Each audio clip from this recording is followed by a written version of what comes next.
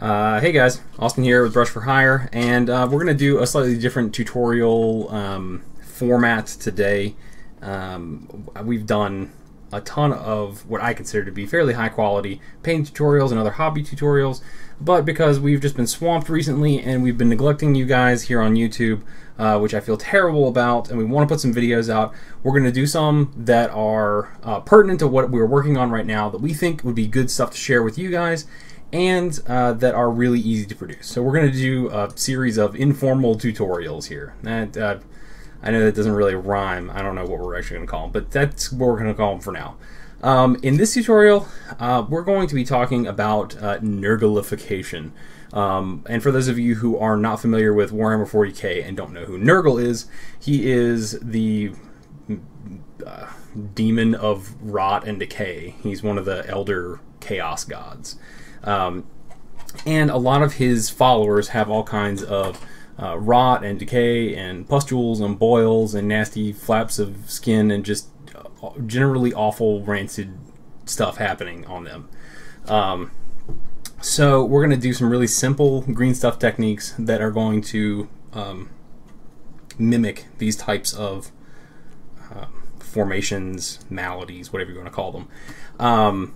And so one of the most straightforward, simplest ways to do this is just almost every single Marine has an empty shoulder pad on them. If you've assembled them according to the standard assembly guide, you're going to have a blank shoulder pad on almost every single one of them. So that's a great place to put something that's going to be prominently seen, and we can do a really easy sort of putrefied skin technique.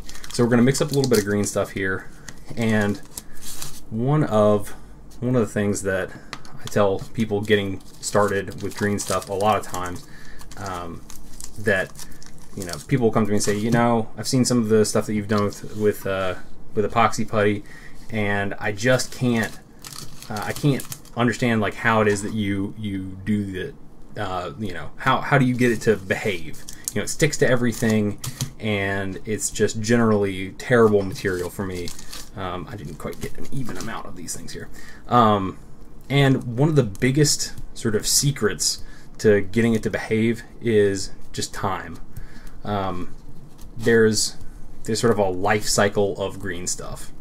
And in the beginning, you can see it's really sticking to my fingers here, and it's fighting me. But after a few minutes of setting up, once you've got it mixed together and completely one color, one green shade here, no swirls or anything. If you let it sit for just a little bit, it's a lot more forgiving.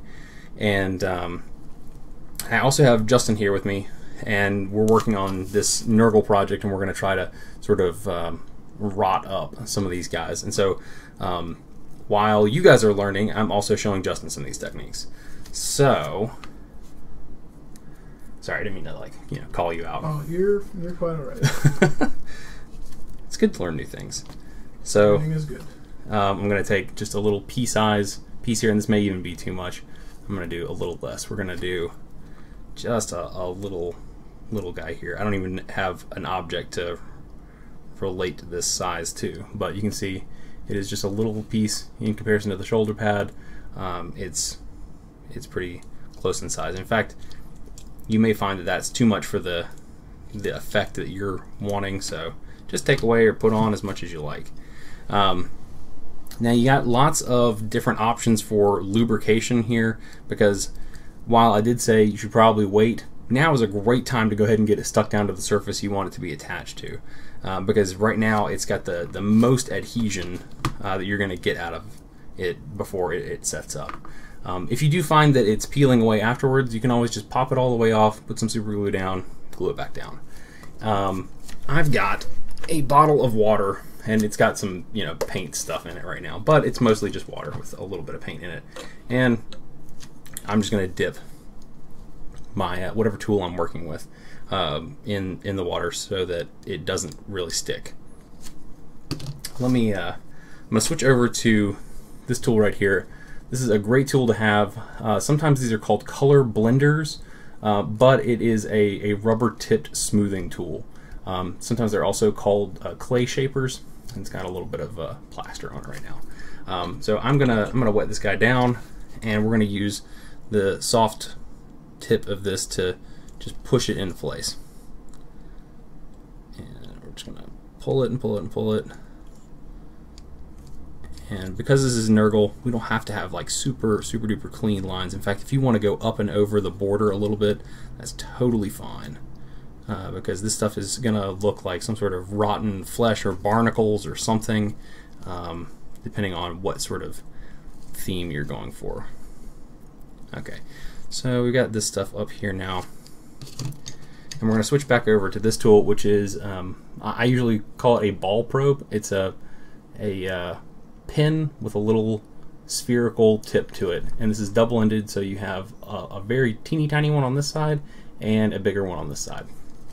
So we're gonna wet this tool down, and you could probably do this with a variety of other tools, but these are cheap and pretty readily available in craft shops. So we're just gonna start off by just tapping all around on this to give it some surface texture. Try and get good coverage. And one of the good things about actually having a ball probe as opposed to some type of pin that you've rounded the end of is that you get the same effect pushing from the side as you do dead on, so you don't start to get conical shapes or anything like that. And just keep on pressing. Okay, so we're starting to get this like weird fleshy, almost like hammered metal look now.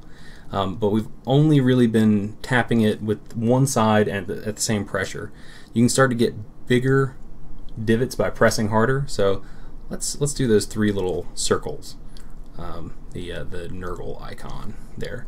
So we got that, and we can start grabbing and pulling to make it look like it's skin stretched over the shoulder pad. You can pull towards the corners. Maybe pick a point up near the top where it's being pulled towards that. Okay, I don't have quite enough material up there to actually make that effect look right. But you can keep pushing this around. If you want to, you can even come in here and use the teeny tiny one and really get some teeny fine detail in here. And if you don't want these circles in the middle to be perfect, you can kind of push them around, make them look a little bit distorted. Maybe you wanted to pull out a little one side.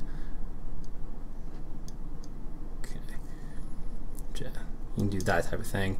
And this is just a really quick and simple way to get just that quintessential rotted flesh look that you see on a lot of the models for Nurgle.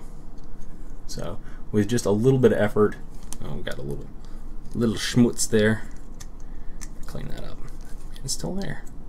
Okay, you can see we just didn't really even have a whole lot of effort, and we've got something that is really going to take a wash nicely. And you could do this on the side of a shoulder pad or maybe on a thigh plate. You could even have it kind of hanging off like it's some sort of loose flesh or some sort of trophy that they've captured from an enemy. So for hanging stuff, you may want to prepare it on a piece of wax paper and then transfer it over once it's semi-dry. But this is a really quick and easy way to do this. You can get a shoulder pad done every 10-15 minutes tops, I think. And heck, you could even go crazy and get into the middles of these dots here and do another tri-dot thing. Okay, it's not really working, but yeah, you can just kind of go nuts with this. So thanks for watching, guys, and tune in for more of hopefully this series of informal tutorials. Thanks for watching. Check out the rest of our videos and come over and take a look at our website. We got lots of cool stuff there, and if you'd like to have us paint something, or if you'd like some of our custom terrain or tools, check us out in the store or get a quote. Thanks again, and until next time, happy wargaming.